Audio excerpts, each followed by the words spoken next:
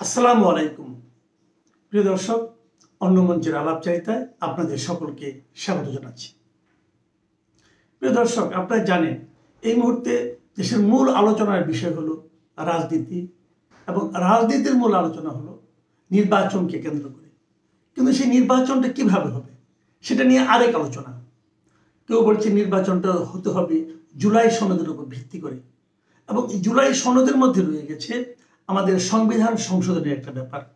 সংবিধানকে সংশোধন করতে হবে, এ কথা বলা হয়েছে জুলাই সনদে। এখন আপনি সংবিধানটা কিভাবে সংশোধন করবেন? এটা তো একটা সরকারের একটা আদেশ দিল, যে আদেশটা নিয়ে রাষ্ট্রপতি সিগনেচার করলেন এবং এটা অধ্যাদেশ হয়ে গেল। এই অধ্যাদেশ দিয়ে তো আর সংবিধান সংশোধন করা যাবে না। সংবিধান সংশোধন করার জন্য দরকার হলো একটা পার্লামেন্ট, যে পার্লামেন্ট তার 2/3 সদস্যের ভোটে সেই সংবিধানকে সংশোধন করবে। কিন্তু আগামীতে যে সরকার আসবে তারা 2/3 সদস্যের ভোট দিয়ে সংবিধান সংশোধন করবে, এবং সেই সংশোধনগুলো কি হবে তা নিয়ে একটা বিতর্ক এবং একটা অবিশ্বাস কিন্তু রয়ে গেছে। এই জন্যই জুলাই সনদটা হয়েছে, যে জুলাই সনদের যে সংবিধানের যে সংশোধনের কথা বলা হয়েছে সেগুলো করতে হবে। কিন্তু সেটা করার জন্য এখন আবার দাবি উঠেছে যে গণভোট করতে হবে। কেন? যারা নতুন সংসদে আসবেন আগামী সরকারে, তারা সেই সংশোধনী যদি না করেন, এই অবিশ্বাস থেকে তারা এখনই গণভোটের মাধ্যমে এই বিষয়টাকে পাশ করাতে চায়। এখন গণভোট কি এভাবে সম্ভব? গণভোট হলেই কি সমস্যার সমাধান হয়ে যাবে? এই সমস্ত বিষয় নিয়ে আমরা বিস্তর আলোচনা করেছি। কিন্তু সমস্যা হলো, আমরা যখন আলোচনা করি আমাদের সে আলোচনা থাকে কমন সেন্সের উপর ভিত্তি করে। হয়তো টুকটাক আইন কানুন বুঝি, যতটুকু বুঝি তার উপর আলোচনা করি, কিন্তু গভীরভাবে আলোচনা করতে গেলে একজন আইনজ্ঞের দরকার। এবং সেজন্যই আজকে আমরা একজন আইন বিশেষজ্ঞকে আমন্ত্রণ জানিয়েছি এই বিষয়গুলো কথা বলার জন্য। আমাদের আজকের অতিথি অবসরপ্রাপ্ত সিনিয়র জেলা ও দায়রা জজ ডক্টর শাহজাহান সাজু। ডক্টর শাহজাহান সাজু, আপনাকে আমাদের অনুষ্ঠানে স্বাগত জানাচ্ছি। ধন্যবাদ। দেখেন, এই কিছুদিন যাবত, এই গত 5ই আগস্টের পরে, গত বছরের পরে, এই যে জুলাই সনদের বিষয় নিয়ে যে গণভোটের ব্যাপারটা নিয়ে এত আলোচিত হচ্ছে, তো আমি এই গণভোটটাই আসবো, কারণ অর্ডিন্যান্সের ব্যাপারটা অনেকেই বুঝে গেছেন যে অর্ডিন্যান্সের মেয়াদটা হচ্ছে পরবর্তী সংসদ যখনই নির্বাচিত হয়ে আসে সেই সংসদে প্লেস করলে এটা পাস হতেও পারে, নাও হতে পারে, তাহলে এটার আয়ুষ্কাল শেষ। আর যদি প্লেস না করে যেই দল ক্ষমতায় আসবে তারা, তাহলেও শেষ। এখন প্রশ্ন হচ্ছে, ঠিক আছে, অর্ডিন্যান্স ব্যাপারটা এখন সবাই বুঝে গেছে। এখন আপনারা বিশেষ করে জামাত ইসলামের দাবিটাই হচ্ছে সবচেয়ে বড়, সেটা হচ্ছে তারা গণভোট চায়। কিন্তু আমি এ প্রসঙ্গে বলতে চাই যে বাংলাদেশে গণভোটের ইতিহাস কিন্তু 3টা। এখন প্রথম গণভোট হয় আপনার ধরেন 1977 সালে প্রথম গণভোট হয় জিয়াউর রহমানের সময়।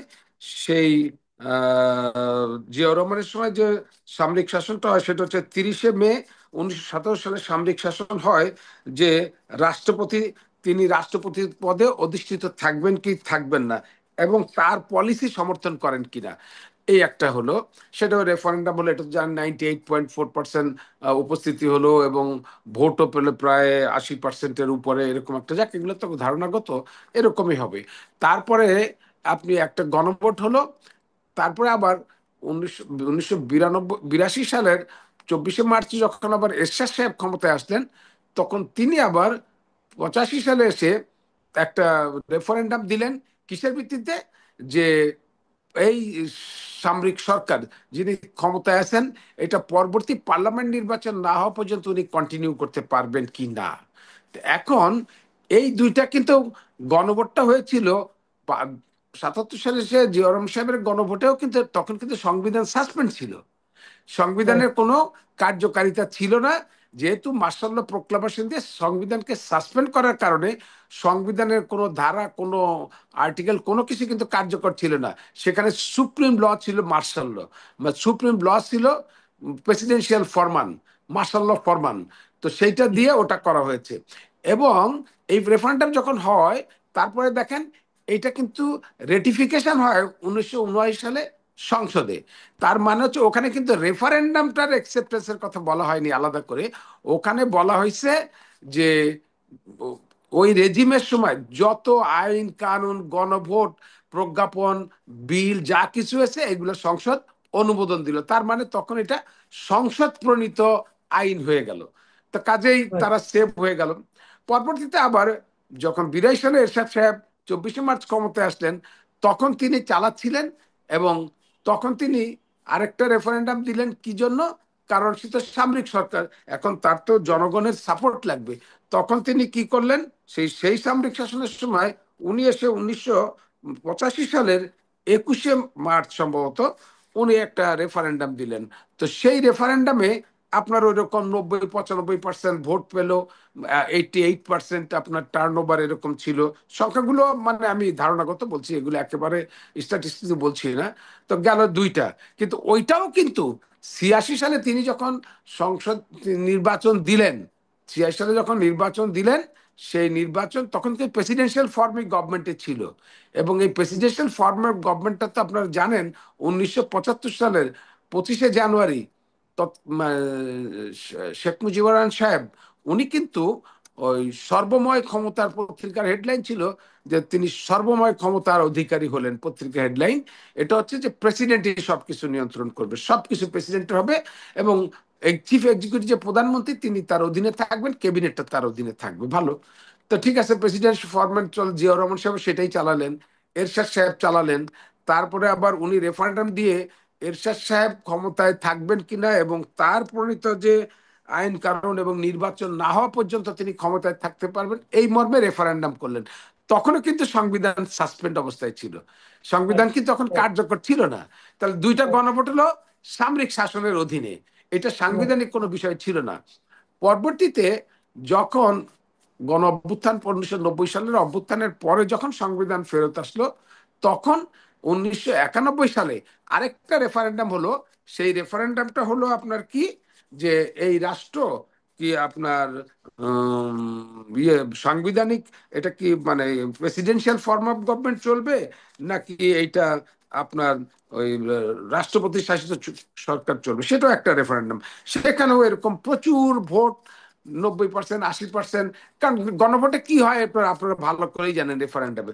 সেটা হয়েছিল 15ই সেপ্টেম্বর 1991 সালে, হলো প্রেসিডেন্সিয়াল ফর্ম গভর্নমেন্ট হলো।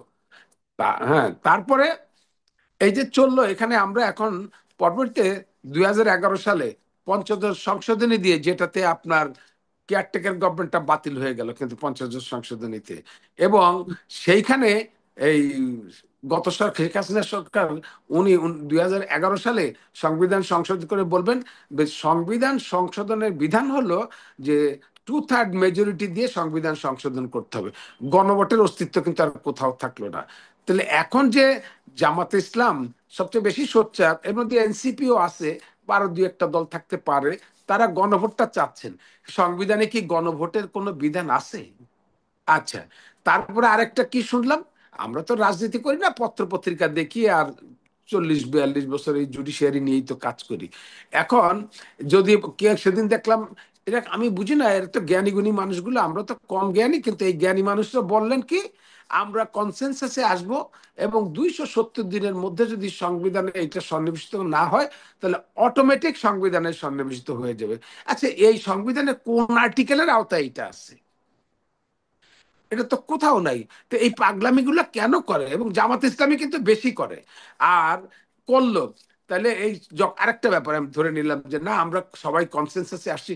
কনসেনসাস ইজ ওয়ান থিং, আন্দোলন সংগ্রাম ইজ ওয়ান থিং, বললেনও কথা, কিন্তু সংবিধানে যখন এটা সন্নিবেশিত হবে, তখন যারা ক্ষমতায় থাকবে তারা কোয়ালিশন করেই হোক অথবা এককভাবেই 2/3 মেজরিটি হোক, কোয়ালিশন হলেও হবে, সংসদের 2/3 সদস্যের উপস্থিতিতে, সমর্থনে সংবিধান সংশোধন হবে। তো তাহলে আর কোথায় আছে? আপনি ওই 270 দিন পরে অটোমেটিক হয়ে যাবে কিভাবে? সংবিধান সংশোধন করতে হবে না? তাহলে এই অর্থহীন কথাবার্তা। আর আমি একটা কোথায় বলেছি দেখেন, আমি যখন 13 সালে ইলেকশন কমিশনে ছিলাম, 17 সাল পর্যন্ত, তখন নির্বাচনী খরচ হতো 600 কোটি টাকা। আর এখন দ্রব্যমূল্য বৃদ্ধি, ইলেকশন ম্যাটেরিয়ালস কেনা, সেনাবাহিনী, পুলিশ, আনসার, বিডিপি, গ্রাম পুলিশ, তারপরে আমাদের রিটার্নিং অফিসার, তারপরে আমাদের এই ডিসিএসপি, সবাইকে মোবিলাইজ করা, কোস্ট গার্ড দিয়ে এখন নাকি 2,500 কোটি টাকা খরচ হবে। তো এই 2,500 কোটি টাকা খরচ, এই দেশের দুর্দিনের অর্থনীতির দুরবস্থার কথা জানেন। তারপরে এই গণভোটটা করে 2,500 কোটি টাকা খরচ করার ফলাফলটা কি? অর্ডিন্যান্সের যে অবস্থা, এটাও তো তাই। তাহলে আমার এইটা করে লাভটা কি হলো? এই সরকারটা তো সংবিধানকে স্থগিত করে নাই, বাতিল করে। যে একটা সাংবিধানিক সরকারের অধীনে একটা অসাংবিধানিক কাজ তারা কেন করছেন? এখন ব্যাপার হচ্ছে যে আমরা কি বলি, আমাদের দেশের মতো তৃতীয় বিশ্বের দেশগুলা যারা, তাদের কি সারা বিশ্বের বড় বড় শক্তিধর দেশগুলোর পিছনে অনেক বড় ধরনের খেলা করে। কেন খেলা করে? কারণ তাদের স্বার্থের প্রশ্ন আছে। যদি তাদের পছন্দের দল ক্ষমতায় আসে, তারা সুযোগ সুবিধা নিবে। যেটা আমরা দেখেছি গত 15, 18, 16 বছরে, যেই মানে আহ, যেই যেই দেশের সমর্থিত সরকার এখানে ছিল, তারা কি পরিমাণ সুযোগ সুবিধা নিয়েছে পত্র পত্রিকায় দেখেছে। কাজেই স্বাভাবিক, যারা এইখানে এই দলগুলোকে নিয়ে যে ক্ষমতায় আসবে, তার জন্য যার কার বেশি সুবিধা হবে, এই জন্য তারা একটা খেলা করে। তো এই খেলার পিছনে কোন কোন দেশ কারা আছে, বড় বড় দেশ তো আছেই, আপনি জানেন, আমি কোনো দেশের নাম উল্লেখ করতে চাই না। কারণ আমরা 15 বছরে যারা খেলেছে তাদেরটা দেখেছি। এখন আবার কেউ বলে আমেরিকা খেলা করে, রাশিয়া খেলা করে, চায়না খেলা করে, ভালো খেলতে দেন, গরিব দেশে সবাই খেলে। এখন প্রশ্ন হলো, একটা সাংবিধানিক সরকার যখন ক্ষমতায় থাকে, সংবিধানের বাইরে কিছু করা সম্ভব হয় না। সবচেয়ে আজব বিষয় হলো, আমাদের সংবিধানে কেয়ারটেকার গভর্নমেন্ট শেখ হাসিনা সরকার বাতিল করলেন পঞ্চদশ সংশোধনী দিয়ে। আচ্ছা, তারপরে দেখেন আমাদের আর কেয়ারটেকার গভর্নমেন্ট নাই, কিন্তু অন্তর্বর্তীকালীন সরকারের ধারণাটা কিন্তু কোথাও নাই। এই শব্দটি ইম্পোর্ট করা হয়েছে কখন? 5ই আগস্টের পরে। যেহেতু আর কোনো উপায় নাই, 3 দিন তো সরকার ছিলই না, তখন Right. একটা জগা খিচুড়ি দিয়ে কোন রকম দেশ তো পরিচালনা করতে হবে, আইন শৃঙ্খলা রক্ষা করতে হবে। তখন তো লুটতরাজ, ডাকাতি, রাহাজানি, খুন, ছিনতাই বেড়ে যাবে, দেশের মানুষ নিরাপত্তাহীনতায় ভুগবে। তখন একটা মন্দের ভালো একটা দিলেন, যে সংবিধানের 106 অনুচ্ছেদে আপিল বিভাগের মতামত নেবেন। ওই মতামতটা, আপনি তো অনেক টকশো করেন, আপনি তো বই পড়েন অনেক বেশি, তারপরে ঢাকা ইউনিভার্সিটির জার্নালিজমের লোক হয়ে আপনি তো বুঝাবুঝি লিড করতেছেন। এখন ওইখানে বলা আছে, যদি মহামান্য যদি রাষ্ট্রপতি কোনো গুরুত্বপূর্ণ রাষ্ট্রীয় আইনের ব্যাপারে মানে কোনো ব্যাখ্যা চান, আপিল বিভাগে চাবেন, তারা মতামত দিবে। এখন একটা বিতর্ক হলো, দেখবেন আগে রিট করছে, সে রিটটা যে করে নাই হোক, এই দেশে তো মানে উচ্চ ক্ষমতার সময় যারা থাকে, অনেকেই এই দুর্নামটা করে, যদিও আমি বিশ্বাস করতে চাই না। সেটা হচ্ছে যে যেভাবে বলে সেভাবে হয়। তো 106 অনুচ্ছেদে যেই 5 জন বিচারপতি আপিল বিভাগে ছিলেন, আমরা যতদিনই তখন তারা পলাতক সবাই, তাদেরকে পেলেন কোথায়? তারপরে তারা যেই মতামতটা দিলেন, সেটা কি প্রপারলি 106-এর আওতায় গেছে? তাহলে মহসিন রশিদ যখন করলেন এইটার, তো সেই কাগজ কই? সে কাগজ তো নাই। শেখ হাসিনার পদত্যাগের কাগজও নাই, আর মতামত যে পাঠানো হয়েছে তার কাগজ কোন পদ্ধতিতে আসছে সেটাও জানি না। কারণ অ্যাটর্নি জেনারেল যখন এটা পাঠালেন, অ্যাটর্নি জেনারেলের নিয়োগের ব্যাপারে যেটা বলা হয়, এটা তো অনুমোদন করবে রাষ্ট্রপতি, একটা এক্সিকিউটিভ গভর্নমেন্ট প্রস্তাবটা পাঠাবে, কারণ সে রাষ্ট্রের সর্বোচ্চ আইন কর্তৃপক্ষ। তখন তো এক্সিকিউটিভ গভর্নমেন্ট ছিলই না। তো এই প্রস্তাব গেল থেকে? রাষ্ট্রপতি অনুমোদন করলেন কিভাবে? সেই অ্যাটর্নি জেনারেল সাহেব উনি এই মতামতের ব্যবস্থা করলেন, ভেরি গুড, ভালো কথা। এখন আমাদের দেশ তো চলতে হবে, সেই অন্তর্বর্তীকালীন সরকার দিয়েই চললো। কিন্তু সবচেয়ে বড় সমস্যাটা হচ্ছে, সংবিধান কিন্তু অন্যান্য সময় মার্শাল ল যখন জারি হয়, সংবিধানকে মার্শাল ল প্রোক্লামেশন দিয়ে সাসপেন্ড করে দিয়ে সংবিধান এরকম সুতা দিয়ে ঝুলিয়ে রাখা হয়। কেন? তখন বলা হয় যে এই প্রোক্লামেশনের অধীনে, মানে প্রোক্লামেশনের অধীনে যে কোনো অনুচ্ছেদ তারা রিভাইভ করবেন, আংশিক রিভাইভ করবেন, যে কোনো অনুচ্ছেদ চালু করবেন অথবা করবেন না। তো কাজেই তখন আর সংবিধানের বাধ্যকতা থাকে না। যখন এই যে গত নির্বাচন কমিশন, হাবিবুল আল সহ নির্বাচন কমিশন, উনি 3 মাসের আগে কেন পদত্যাগ করলেন? উনি আমাকে, আমি যেহেতু 4 বছরের বেশি ছিলাম ওখানে, আমাকে জিজ্ঞাসা করলেন যে সংবিধান তো বহাল আছে, সংসদ আমাদের যে আর্টিকেল 118 থেকে 26 পর্যন্ত যে আছে, সেখানে বলা হয়েছে সংসদ ভাঙ্গিয়া যাইবার, যদি অস্বাভাবিকভাবে ভেঙে যায়, তাহলে পরবর্তী 90 দিনে নির্বাচন করবেন। তাহলে এখন ওনারা যদি, আমি বললাম যে আপনারা যদি ক্ষমতায় থাকেন, তাড়াতাড়ি পদত্যাগ না করেন, তাহলে তো আপনার সংবিধান ভঙ্গের দায়ে আপনাদের বিরুদ্ধে বিচার হবে। আপনাদের সংবিধান ভঙ্গের দায়ে বিচার হবে না? আপনি তো ওত নিয়েছেন সংবিধান রক্ষা করার জন্য। তারা 3 মাসের আগে, আমি বললাম যে বাঁচতে চাইলে তাড়াতাড়ি পদত্যাগ করেন, 5 জন পদত্যাগ করলেন, ভালো, ঠিক আছে, ওনারা বেঁচে গেলেন, সংবিধান ভঙ্গ করেন নাই। কিন্তু সেই সংবিধান তো বহাল আছে। তাহলে এই সংবিধানের আওতায় নতুন 5 জন কমিশনার নির্বাচন গেলেন, ওখানে জয়েন করলেন, ভালো কথা। আর ওই জয়েন করার পরে ঠিক আছে, তাদের একটা এক্সপিরিয়েন্স, তারা চলে গেছে, আমরা নতুন আসছি, তাহলে তোমরা পরবর্তী 3 মাসের মধ্যে নির্বাচনটা করো নাই কেন? তাহলে তোমরা সংবিধান ভঙ্গ করছো, সংবিধান তো এলাইভ। ওরা রাইট। 3 মাসের ওরা 3 মাসের মধ্যে না পারার কারণে ওরা চলে গেল পদত্যাগ করে। আপনারা 5 জন যে আসলেন, আপনারা কি 3 মাসের মধ্যে করতে পারছেন? তাহলে আপনি কি সংবিধানের ওতের মধ্যে আছেন? আপনি সংবিধানে এই 5 জন ভায়োলেট করলেন না? আচ্ছা, গেল একটা, এটা চ্যাপ্টার, এটা প্রশ্ন উঠবে। আর একটা গণব্যাপার পড়বে মাঝখানে, আমি একটা ছোট্ট ব্যাপার স্যান্ডউইচ করি। সেটা হচ্ছে, এই গণভোটটা আপনি করলেন, গণভোট করার পরে যখন এটা কার্যকর হবে না, তো এই অর্থ সম্পদ ব্যয় করে লাভ কি হবে? এটা যদি করেও থাকেন, 270 দিন করেন আর 500 দিনই করেন, অটোমেটিক হয়ে যাবে। সংবিধানে স্বয়ংক্রিয়ভাবে কোনো সংবিধান সংশোধনের বিধান নাই। সংবিধানের 142 ধারাটা পড়ে দেখেন, পঞ্চদশ সংশোধনীতে যেটা করা হয়েছে, আপনি একবার আপনার সামনে আছে। সংবিধানে তো কঠিন কিছু না, মানুষ বলে সংবিধানে নাই। আগে বাঙালিকে হাইকোর্ট দেখাইতো, কারণ হাইকোর্টে মানুষ আসতে পারতো না। ওই নীলফামারী, রংপুর, কক্সবাজার থেকে আসতে যান বেরোয় যেত। এখন বাসে উঠে চলে আসে। এখন বাঙালির সবাই হাইকোর্ট দেখায়। চায়ের দোকানদারে বলে সংবিধানে নাই। আর সবাই বলে, ওই সোলা বেসে যে সেও বলে, স্যার আমার একটা রিট করে দেন। কি হয়েছে, তার বউর সাথে ঝগড়া হয়েছে, আমার একটা রিট করে দেন। আর রিটের মানেটা কি এটা বুঝতে হবে। আচ্ছা, যা গেল এটা। তো এখন স্বয়ংক্রিয়ভাবে হওয়ার কোনো সুযোগ নাই। আমি এক জায়গায় প্রেস ক্লাবে একটা কথা বলেছিলাম, এটা আপনি দেখাবেন কি দেখাবেন না, আপনি এডিট করার সময় বলবেন। আমি দেখি ওখানে, আমি গেলাম একটা সেন্টার ফর সিভিল রাইটস এর একটা ইয়েতে, আমাকে নিয়ে গেল। আমি মনে হচ্ছে, বাহ, centre for civil right press ক্লাবে কথা বলবো, খুব ভালো। তো সবাই বলতেছে যে অর্ডিন্যান্স করে, একজন বিচারপতিও বসা ছিলেন, অর্ডিন্যান্স করে জুলাই সনদকে স্বীকৃতি দিতে হবে। আর একজন বলতেছেন, আরো কয়েকজন বলে গণভোট করতে হবে। তা আমি শেষের দিকের বক্তা, আমি বললাম, দেখেন, শেষের দিকের বক্তার গুরুত্ব অনেক বেশি, কিন্তু বক্তৃতা দেওয়ার কিছু থাকে না, কারণ সবাই বলে ফেলে। তো আপনারা গণভোটে 2,500 কোটি টাকা খরচ করে কোথায় নিবেন? আপনারা অর্ডিন্যান্স করে এটার ফলাফল কি হবে? তো অনেকে বল, তাহলে কি করব?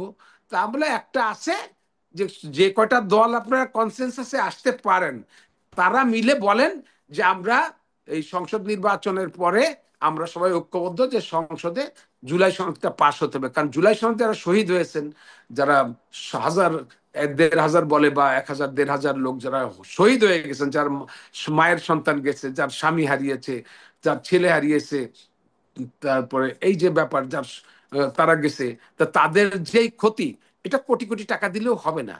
তারপরে জুলাই সনদে যে 20,000, 15,000 শুনি যে তারা আহত হয়েছেন, আমারই আত্মীয় স্বজন চোখ হারিয়েছেন, তারপরে কেউ পঙ্গু হয়ে গেছেন, তার ক্রাচে ভর দিয়ে হাঁটে, পা কেটে ফেলা হয়েছে। তা তাদের একটা স্বীকৃতি দিতে হবে না?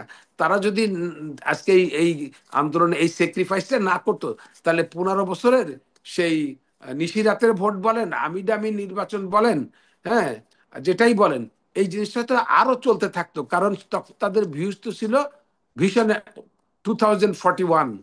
তো কাজেই সেটা থেকে তারা, দেশবাসী যখন অসহিষ্ণু হয়ে গেল, তারা আন্দোলনকে, এতগুলো মানুষের জীবন দিয়ে তারা এই গভর্নমেন্টকে চেঞ্জ করলেন। তখন আমি বললাম যে, আপনারা 3 জোটের রূপরেখায় যখন 95 সালে নির্বাচন হলো, তখন যে কেয়ারটেকার গভর্নমেন্ট আসলো, আপনারা সবাই মিলে ঐক্যবদ্ধভাবে একটা কনসেনসাসে আসেন, তারপরে যারা এই নির্বাচনে এসে সংসদে যাবেন, তখন সবাই মিলে চাপ দেন।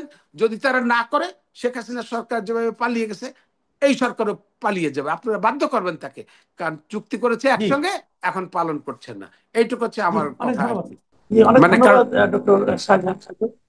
প্রিয় দর্শক, আপনারা শুনলেন যে শাহজাহান সাহেবের বিশ্লেষণ। আপনি নিশ্চয়ই বুঝতে পারছেন, ওনার বিশ্লেষণ বেসিক্যালি কিন্তু আইন নিয়ে, সংবিধান নিয়ে। উনি কিন্তু বলেন মৌলিক প্রশ্ন, এই দেশে একটা সাংবিধানিক সরকার আছে, সাংবিধানিক সরকার এমন কাজকে কেন অনুমোদন দিচ্ছে, কেন প্রস্তুত দিচ্ছে, যা নাকি পুরোপুরি সংবিধানের সঙ্গে সঙ্গতিবিহীন, এবং এটা ভবিষ্যতে সেরকমই হবে। এই বিষয়গুলো কিন্তু আমি মনে করি যারা দেশ চালাচ্ছেন অথবা যারা দেশ চালাবেন, যে সবারই মাথায় রাখা উচিত। কারণ একটা দেশ তো ইচ্ছে মতো চলতে পারবে না, দেশ পরিচালনার তো একটা নিয়ম থাকা লাগবে। আপনি যদি সেই নিয়মটা না মানেন, নিয়মটা রাখবেন না, কিন্তু নিয়মটাও থাকবে, নিজেকে নিয়মতান্ত্রিক সরকারও বলবেন, কিন্তু নিয়ম ছাড়া চলবেন, এটা আসলে জাতির জন্য কোনো ভালো উদাহরণ নয়। প্রিয় দর্শক, এখন এ পর্যন্তই। আল্লাহ হাফেজ।